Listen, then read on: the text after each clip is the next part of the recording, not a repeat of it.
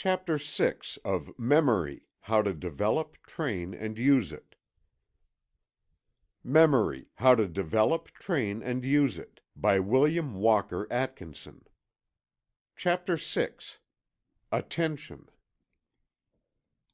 As we have seen in the preceding chapters, before one can expect to recall or remember a thing, that thing must have been impressed upon the records of his subconsciousness, distinctly and clearly. And the main factor of the recording of impressions is that quality of the mind that we call attention. All the leading authorities on the subject of memory recognize and teach the value of attention in the cultivation and development of the memory. Tupper says, "Memory, the daughter of attention, is the teeming mother of wisdom." Lowell says, "Attention is the stuff that memory is made of, and memory is accumulated genius." Hall says, "In the power of fixing the attention lies the most precious of the intellectual habits."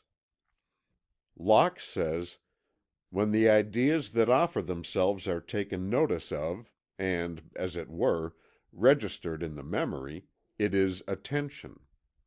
Stewart says, "The permanence of the impression which anything leaves on the memory is proportionate to the degree of attention which was originally given to it." Thomson says, "The experiences most permanently impressed upon consciousness are those upon which the greatest amount of attention has been fixed." Beattie says, "The force wherewith anything strikes the mind is generally in proportion to the degree of attention bestowed upon it. The great art of memory is attention. Inattentive people have always bad memories." Kay says, "It is generally held by philosophers that without some degree of attention no impression of any duration could be made on the mind, or laid up in the memory." Hamilton says, "It is a law of the mind that the intensity of the present consciousness determines the vivacity of the future memory.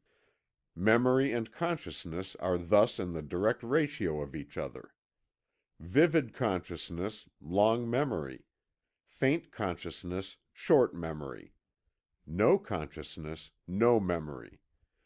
An act of attention, that is an act of concentration, seems thus necessary to every exertion of consciousness, as a certain contraction of the pupil is requisite to every exertion of vision. Attention, then, is to consciousness what the contraction of the pupil is to sight, or to the eye of the mind what the microscope or telescope is to the bodily eye. It constitutes the better half of all intellectual power." We have quoted from the above authorities at considerable length, for the purpose of impressing upon your mind the importance of this subject of attention. The subconscious regions of the mind are the great storehouses of the mental records of impressions from within and without. Its great system of filing, recording, and indexing these records constitute that which we call memory.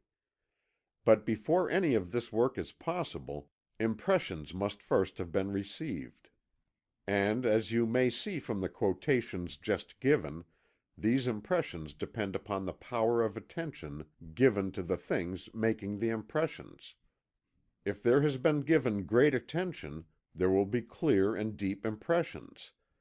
If there has been given but average attention, there will be but average impressions. If there has been given but faint attention, there will be but faint impressions. If there has been given no attention, there will be no records. One of the most common causes of poor attention is to be found in the lack of interest. We are apt to remember the things in which we have been most interested, because in that outpouring of interest there has been a high degree of attention manifested. A man may have a very poor memory for many things, but when it comes to the things in which his interest is involved, he often remembers the most minute details. What is called involuntary attention is that form of attention that follows upon interest, curiosity, or desire, no special effort of the will being required in it. What is called voluntary attention is that form of attention that is bestowed upon objects not necessarily interesting, curious, or attractive. This requires the application of the will, and is a mark of a developed character. Every person has more or less involuntary attention, while but few possess developed voluntary attention. The former is instinctive, the latter comes only by practice and training. But there is this important point to be remembered, that interest may be developed by voluntary attention bestowed and held upon an object. Things that are originally lacking in sufficient interest to attract the involuntary attention may develop a secondary interest if the voluntary attention be placed upon and held upon them. As Halleck says on this point, "When it is said that attention will not take a firm hold on an uninteresting thing, we must not forget that anyone not shallow and fickle can soon discover something interesting in most objects." Here cultivated minds show their special superiority, for the attention which they are able to give generally ends in finding a pearl in the most uninteresting looking oyster. When an object necessarily loses interest from one point of view, such minds discover in it new attributes. The essence of genius is to present an old thing in new ways, whether it be some force in nature or some aspect of humanity. It is very difficult to teach another person how to cultivate the attention. This because the whole thing consists so largely in the use of the will, and by faithful practice and persistent application. The first requisite is the determination to use the will. You must argue it out with yourself until you become convinced that it is necessary and desirable for you to acquire the art of voluntary attention. You must convince yourself beyond reasonable doubt. This is the first step, and one more difficult than it would seem at first sight. The principal difficulty in it lies in the fact that to do the thing you must do some active, earnest thinking, and the majority of people are too lazy to indulge in such mental effort.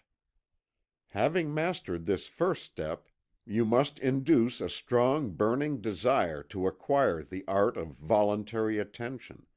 You must learn to want it hard. In this way you induce a condition of interest and attractiveness where it was previously lacking. Third and last, you must hold your will firmly and persistently to the task, and practice faithfully. Begin by turning your attention upon some uninteresting thing and studying its detail, until you are able to describe them. This will prove very tiresome at first, but you must stick to it. Do not practice too long at a time at first.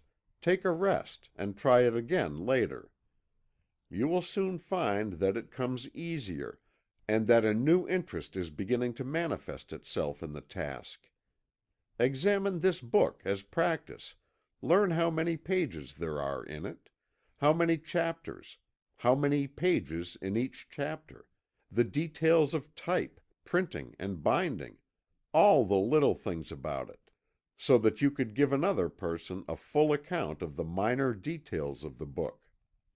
This may seem uninteresting, and so it will be at first, but a little practice will create a new interest in the petty details, and you will be surprised at the number of little things that you will notice.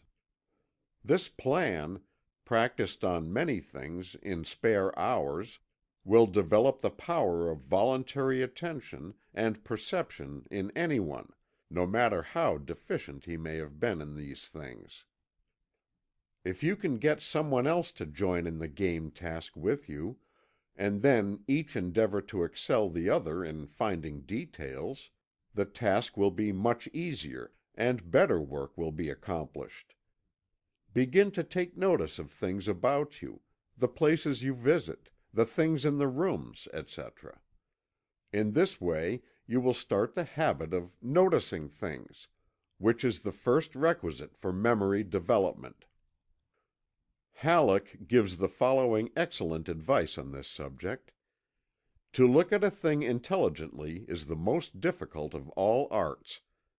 The first rule for the cultivation of accurate perception is, do not try to perceive the whole of a complex object at once. Take the human face as an example. A man, holding an important position to which he has been elected, offended many people because he could not remember faces, and hence failed to recognize individuals the second time he met them. His trouble was in looking at the countenance as a whole. When he changed his method of observation, and noticed carefully the nose, mouth, eyes, chin, and color of hair, he at once began to find recognition easier. He was no longer in difficulty of mistaking A for B, since he remembered that the shape of B's nose was different, or the color of his hair at least 3 shades lighter. This example shows that another rule can be formulated. Pay careful attention to details. We are perhaps asked to give a minute description of the exterior of a somewhat noted suburban house that we have lately seen. We reply in general terms, giving the size and color of the house. Perhaps we also have an idea of part of the material used in the exterior construction. We are asked to be exact about the shape of the door, porch, roof, chimneys, and windows, whether the windows are plain or circular, whether they have cornices, or whether the trimmings around them are of the same material as the rest of the house. A friend, who will be unable to see the house, wishes to know definitely about the angles of the roof, and the way the windows are arranged with reference to them. Unless we can answer these questions exactly, we merely tantalize our friends by telling them we have seen the house. To see an object merely as an undiscriminated mass of something in a certain place is to do no more than a donkey accomplishes as he trots along. There are 3 general rules that may be given in this matter of bestowing the voluntary attention in the direction of actually seeing things, instead of merely looking at them. The first is, make yourself take an interest in the thing. The second, see it as if you were taking note of it in order to repeat its details to a friend. This will force you to take notice.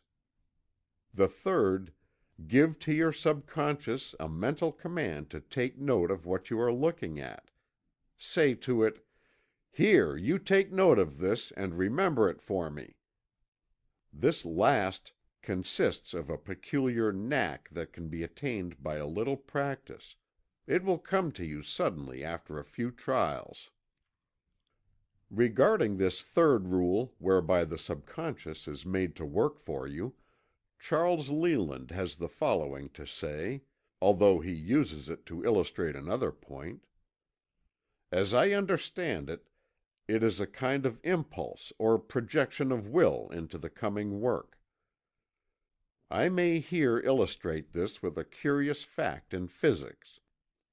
If the reader wished to ring a doorbell so as to produce as much sound as possible, he would probably pull it as far back as he could, and then let it go. But if he would, in letting it go, simply give it a tap with his forefinger, he would actually redouble the sound. Or, to shoot an arrow as far as possible, it is not enough to merely draw the bow to its utmost span or tension. If, just as it goes, you will give the bow a quick push, though the effort be trifling, the arrow will fly almost as far again as it would have done without it. Or if, as is well known in wielding a very sharp saber, we make the draw cut, that is, if to blow or chop, as with an axe, We also add a certain slight pull simultaneously, we can cut through a silk handkerchief or a sheep. Forethought command to the subconsciousness is the tap on the bell, the push on the bow, the draw on the saber. It is the deliberate but yet rapid action of the mind when before dismissing thought, we bid the mind to consequently respond. It is more than merely thinking what we are to do, it is the bidding or ordering the self to fulfill a task before willing it. Remember first, last, and always, that before you can remember or recollect, you must first perceive, and that perception is possible only through attention, and responds in degree to the latter. Therefore it has truly been said that "the great art of memory is attention." End of chapter 6